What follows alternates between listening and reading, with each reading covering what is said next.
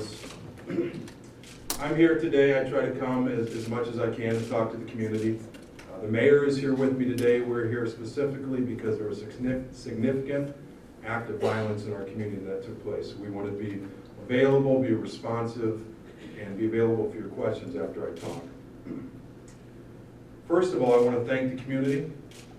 I want to thank the community for working with the police department, stepping forward, and helping us bring Dontavius Lloyd to justice. I'm going to mention his name a few times because I have to make some points. But Dontavius has proven he's innocent until he's proven guilty. Second to that is I want to thank the community. So far we haven't had any retaliation. And I want to thank the community for denouncing the violence. The movement and the things that are taking place in this room took place, and the message that's being sent at the prayer walks, the message that's being coming up from the community is very positive. That's how Omaha will move forward. That's how we'll move past this incident and become stronger in the process. The incident involving Ms. Strong and her daughter and our 3 shooting victims has more to do with an act of domestic violence than it does as it relates to gang violence. It's more domestic violence related than gang related. With that being said, what is plaguing the city of Omaha in 2015 is repeat violent offenders. The numbers will show that our shootings overall are at a real strong low, and we'll look at the numbers here shortly. We're at a low going back many, many years. Clearance rates are much higher than the national average. It's 7 out of our 8 index crimes, much higher than we've ever had in the past. So there's efficiency and cooperation between the police department and community that's working. It's bearing out on those clearance rates. The one area that we are struggling this year is that top crime, that homicide crime. So far we've had 44 homicides this year. That's a high number. The reason they're so high, we've had 7 instances, 6 occasions of double homicides, 1 occasion of a triple homicide. That's going to take your numbers higher any given time. We'll go back to my occurring theme here is what is hurting the city of Omaha is repeat violent offenders. I'm not going to mention names, but I challenge the media here. There's been numerous individuals that we have apprehended this year and charged with murder, only to go back later and charged with additional murders. You can do your homework on that because I'm not going to mention their names here today. It's those violent offenders that we have to get in front of and bring to justice after the first shooting, after the first robbery, after the first homicide. Sort of like what we did with the Dontavius Lloyd situation. Let's bring every offender to justice in that same manner, and it prevents those individuals from killing over and over again, because that's what will happen. When somebody is that violent, they will continue to kill over and over again until we catch them. So that is the importance of police-community partnership. It's also, my belief, is why the city of Omaha sets itself apart from other cities our size and other major metropolitan areas. I want to take some questions from everybody. And so if you have some questions from the audience here, please fire away with those. It's always hard to raise your hand the first time. Should not be this hard. Ben, how are you today? I'm good, Chief. How are you? I'm doing good, thanks. I don't have a question. I just have just a comment. The last time you ran the police department in conjunction with other law enforcement agencies ran a sweep, and you got a number of people off the street. And the media knows this, the ones that asked me the question. They showed me a sheet, and I just want everybody to know this. They showed me a sheet that had 6 names on it. I'm not going to mention those names, but I pointed to 4 of those names, and I told the media that those 4 individuals are responsible for about 50% of the shootings in Omaha. 50%. So there are very few people that are causing this significant amount of violence that you see. And that's why I just want to echo what the chief says about the continued collaboration between the community and police are bearing fruit. From that, these individuals are getting off the street. And in this one particular suite, there were 4 individuals on the sheet that some of the media showed me that I could easily say to you that they are responsible for 50% of the shootings earlier this year. Thanks, Ben. That's a point well made. I said from the start, Octavius Lloyd, innocent until proven guilty, but that doesn't stop me from saying that the Omaha Police Department is looking at him for some other violent crimes that have occurred in the past.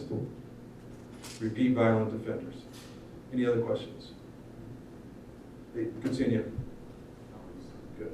My question is, coming into 2016, will there be any OPD or law enforcement agencies to address weapons on the street?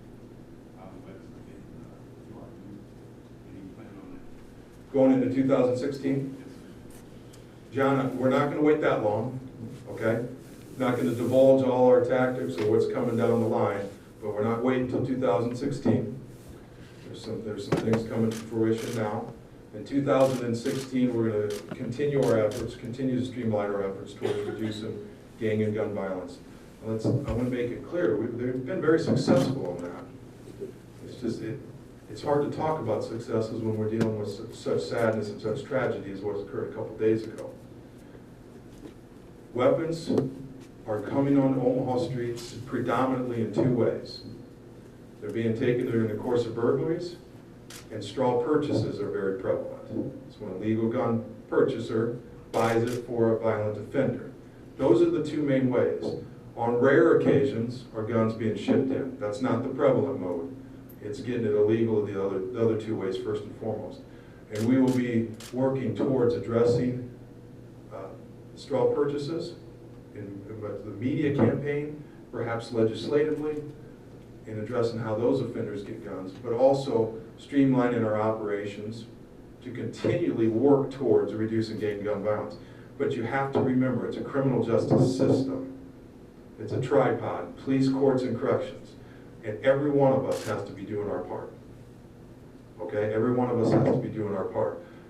And when you have repeat violent offenders, when you apprehend that offender, you must keep them incarcerated. I'm talking a very small percentage. I'm not talking about mass incarceration. I'm talking about that very violent offender. That incarceration is what protects society.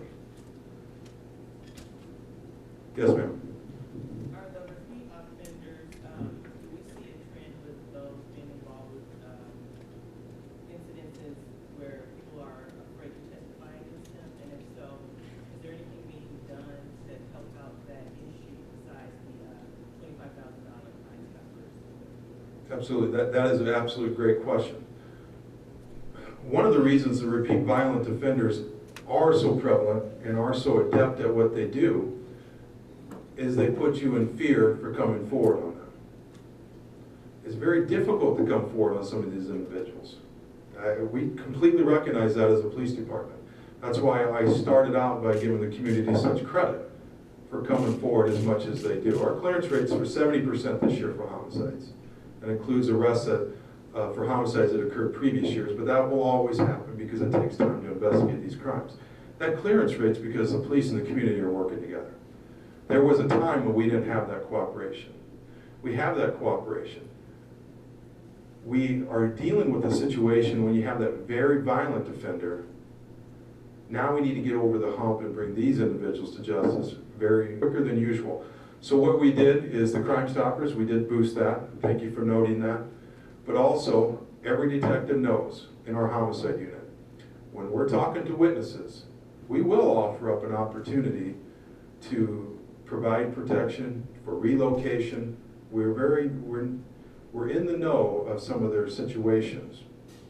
And we are very cognizant of when we secure their testimony to ensure their safety. And that is something that's embedded in all our interviews right now. Lady next to you, how are you? Hi, I have 2.5 questions. All right. Okay. The first 1.5 is pertaining to Facebook. So obviously, Octavius Lloyd was posting on Facebook all while he was out. So is the police department able to track location based on Facebook posts? And second, whether you say yes or no to that, what do you do once you know a person, individual is out? What does that look like for the police department? How do you go about locating that individual? Okay, I'm gonna get to your That's my two 2.5 questions. That was just 1.5 right Yes, there? I have another one. Okay. Look, everybody knows that the police department monitors Facebook. Okay, beyond that, I'm not gonna get into our tactics as what we do with it, okay? That's just something that I wanna keep to myself, because I don't want anybody altering what they do based on what I say. Because there will be other crimes in the future, and Facebook will be very important towards resolving them, not just Facebook, but all social media. The second question was, how do we go about tracking down somebody like a Dontavius Lloyd?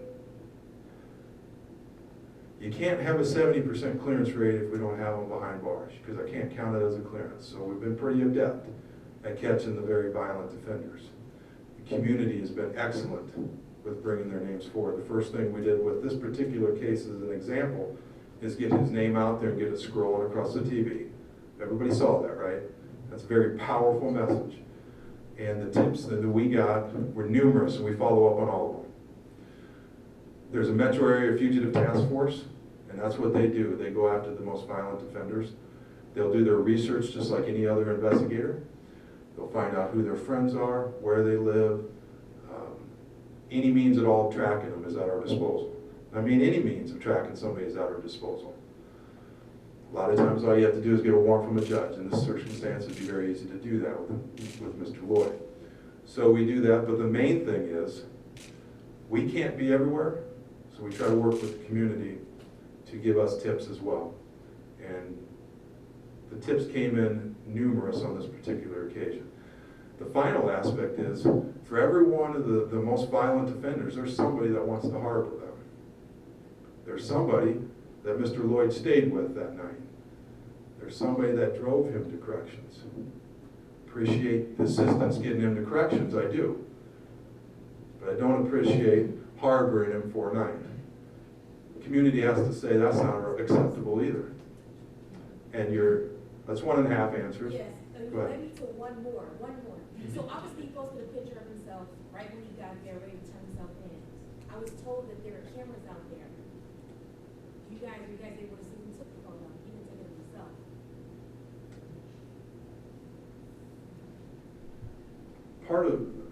Part of his arrest and his capture, there's no way I can answer that unless I start getting into tactics. All right. Okay? And my last All part right. is, obviously relates to the phone calls that led up, happened before. Do you work for a TV station? I don't, but you know what, I came from. Somebody needs to look at hiring you. No, they're very good questions. I'm serious. My last question obviously pertains to the, phone calls that happened all before this. What can you tell us about that process? I know that some things are systematic, it's not the police, but I feel like from a community aspect, they need to know, what was that like? Obviously, there have been calls that there was a situation that, had been going on. The previous 911 calls that evening? Yes. So you can kind of tell us a little bit about those previous 911 calls. Obviously, he was still out, and of course, he's Sure. innocent until proven guilty. But if the way the story is flowing, when those calls were made, what was that process like? What happened? Just please walk Okay. us through that. The point I'm going to make from the start, then I'll get into those 2 911 calls as best I can. Stories at this point. Okay, just stories. The investigation into the second 911 call has commenced last night. I officially announced it today. The first 911 call, I believe, was a report of a domestic disturbance. It ended up having to do more with just taking an auto theft report, questionable stolen vehicle. Mr. Lloyd was not there on that occasion. The officers left. On the next 911 call, I believe it occurred at 6:50 p.m.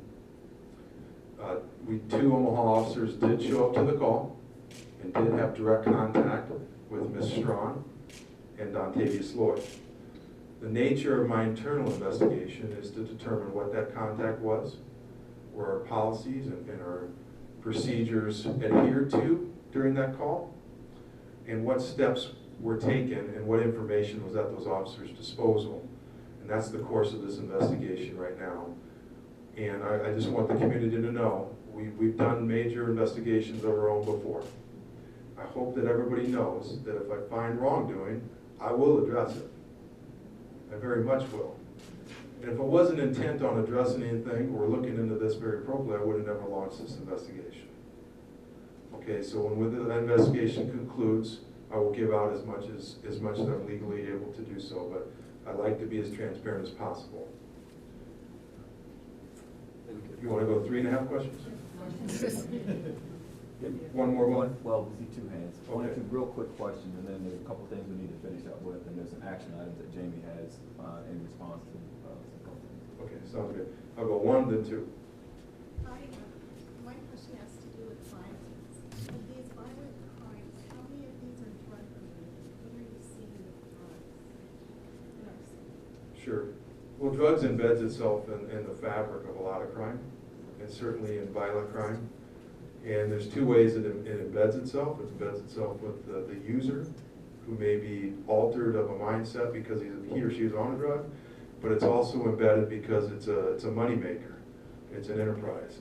And as you further that enterprise, certain acts of violence will occur in order for you to do that. That's how drug causes violence in our community. Yes, ma'am. I had a question about the relocations, and you mentioned that for particular witnesses. What is being done for family members or those that are close to those witnesses? Sure. Are they part of the package? Because I think they're also part of the intimidation. Absolutely there is. I will use this last incident as an example. We made sure that we had special attention given to the family members of both sides. Okay, one for just to maintain the peace on both sides.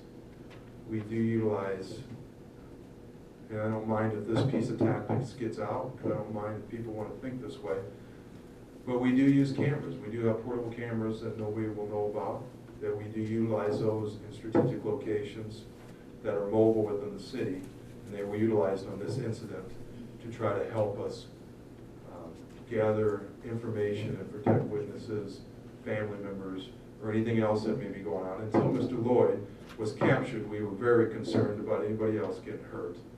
And that's just what law enforcement does behind the scenes that I'm just bringing out for a moment here today. We've got a couple slides, Willie. I'll go through them real quick, and I'll turn it over to you. Sorry for taking your time. That's all right. This is citywide gun assaults from 2006 to 2015. This is that trend line down. Look at this, 231 in 2008, 139. And of course, that number is 44 now. That's the low light in this whole thing. Northeast. Northeast gun assaults. This is very impressive. This is a collaboration of work by the community, the police department, going back many years. We see a high in 2008. That's more than half. That's more half of a reduction. Same geographical location is counted for each one of those years, so the numbers are reflective of a good sample. That's it. Next slide. Is that it? Okay, thank you very much.